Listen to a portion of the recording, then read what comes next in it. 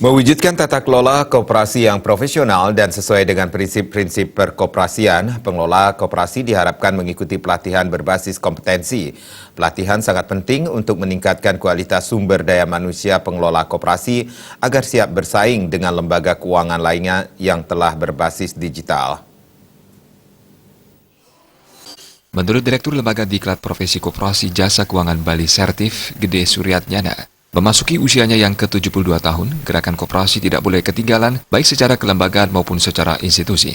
Terlebih lagi di era dunia digital saat ini, persaingan juga datang dari lembaga keuangan berbasis finansial teknologi atau fintech, sehingga mau tidak mau koperasi juga harus siap menghadapinya.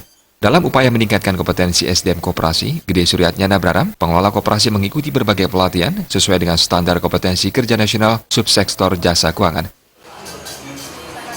Dalam rangka meningkatkan kemajuan kinerja koperasi, diharapkan kapasitas SDM-nya itu benar-benar harus dilatih, karena koperasi itu ada SKKNI-nya, Standar Kompetensi Kerja Nasional Indonesia Subsektor Jasa Keuangan. Ayo kepada semua teman-teman yang bergerak di koperasi diharapkan mengikuti pelatihan berbasis kompetensi.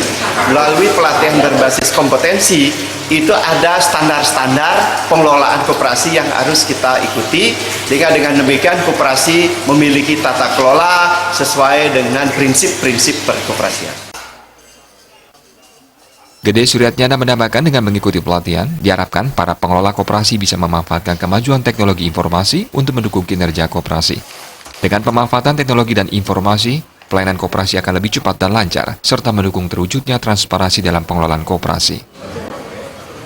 Eka Yana, Bali TV.